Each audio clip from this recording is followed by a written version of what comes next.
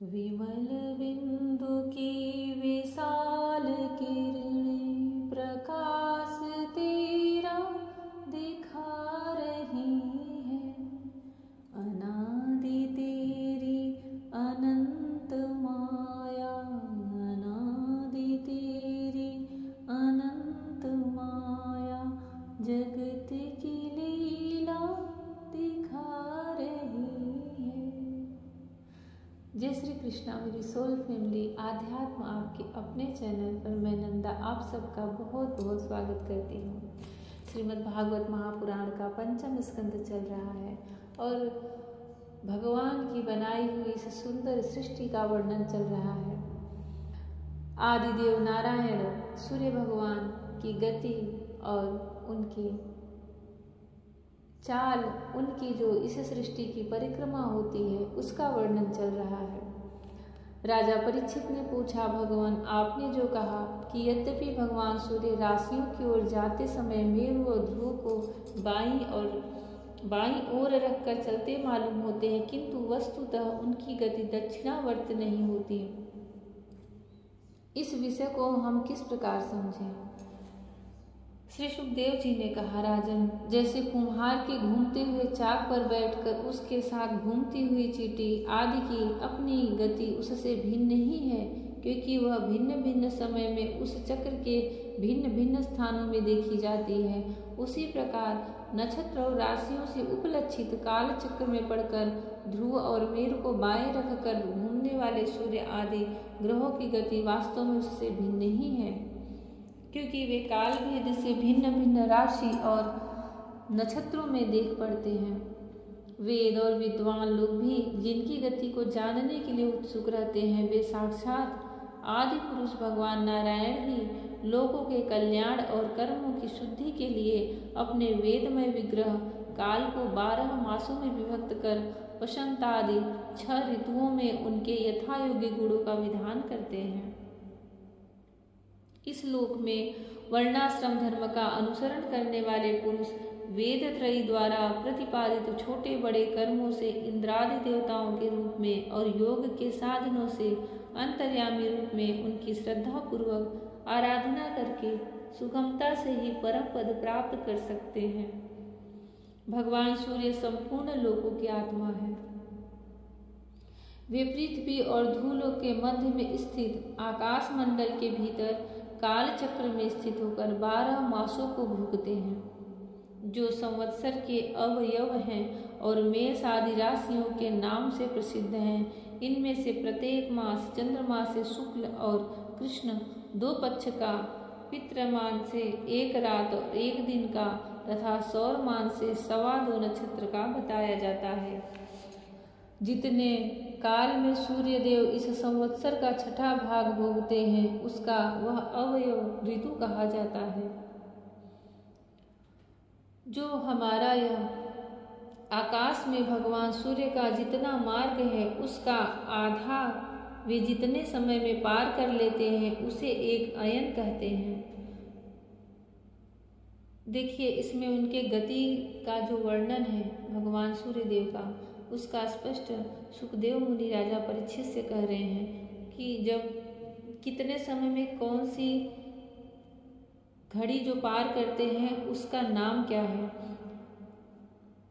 जितने समय में आकाश में भगवान सूर्य का जितना मार्ग है, उसका आधा वे जितने समय में पार कर लेते हैं, उसे एक अयन कहते हैं। एक तरह से देखा जाए तो यह काल का वर्णन है, जो समय बीतता है, जो नाम दिए जाते हैं, तथा जितने समय में वे अपनी मंद तीव्र और समान गति से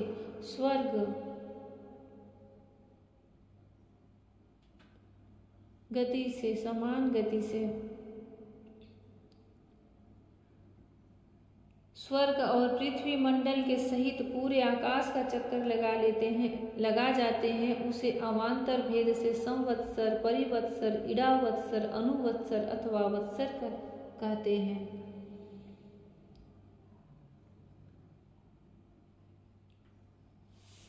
इसी प्रकार सूर्य की किरणों से 1 लाख योजन ऊपर चंद्रमा है। उसकी चाल बहुत तेज है, इसलिए वह सब नक्षत्रों से आगे रहता है। यह सूर्य के 1 वर्ष के मार्ग को 1 मास में, 1 मास के मार्ग को 2.25 दिनों में और 1 पक्ष के मार्ग को 1 ही दिन में तय कर लेता है।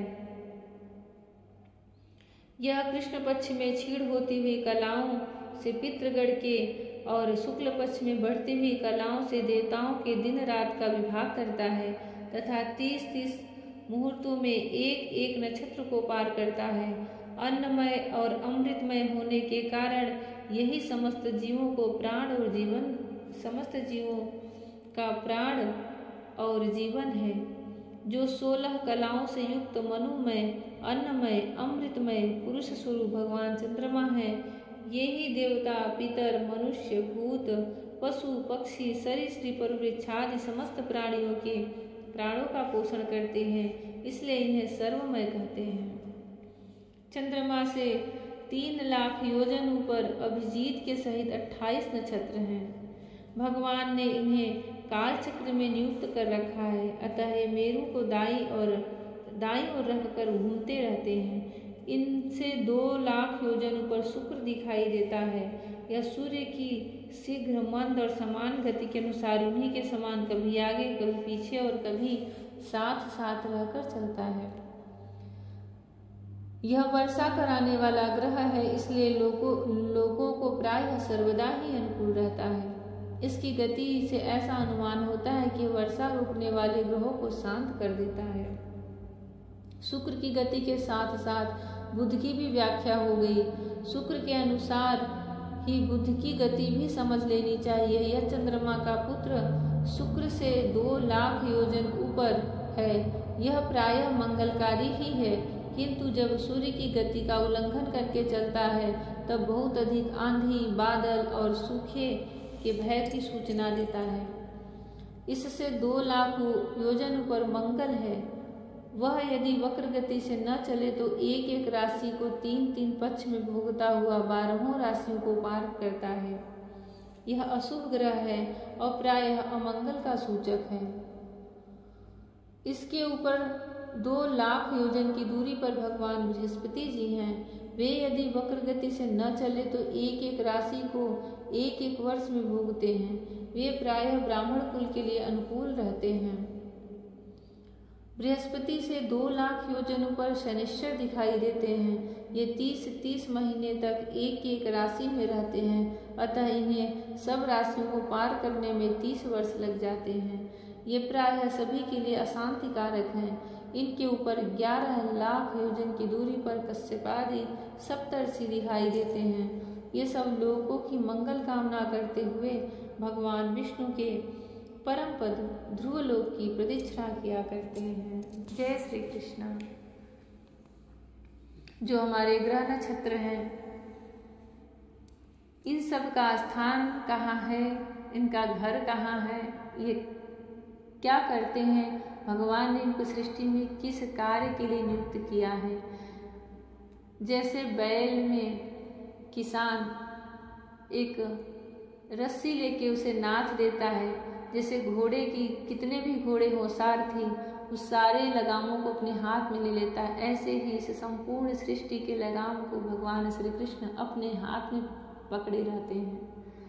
कोई भी उसमें क्षण भर की त्रुटि नहीं कर सकता, चाहे वो नर्क के, यमलोक के राजा यमराज हों, स्वर्गलोक के राजा इंद्र हों, वरुण के, निम्नलोचना के राजा वरुण हों, या फिर विभावरी के चंद्रमा हो, सूर्य हो, कोई भी हो, जो भगवान ने यह सृष्टि बनाई है, जो प्रकृति बनाई है, सबका अपना अपना कार्य दे दिया है और सब उन्हीं के अधीन रह करके ये सारे कार्य करते हैं और ये सृष्टि एक क्रम से चलती रहती है।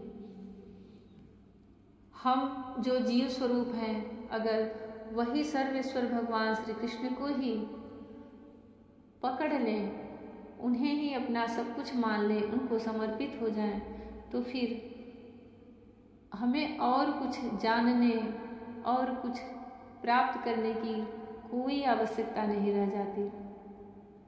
क्योंकि सर्वदेवमय वही है और श्री कृष्ण ही पूरी सृष्टि को रचे हैं। भगवान श्री कृष्ण की प्राप्ति हो जाए तो समझ लीजिए कि आपके बहुत सारे जन्मों का जो प्रारब्ध है वह पुण्य प्रारब्ध उदय हुआ है और आप अपने अंतिम जो है हमारी आत्मा की अंतिम यात्रा होती है वह मिल चुकी है।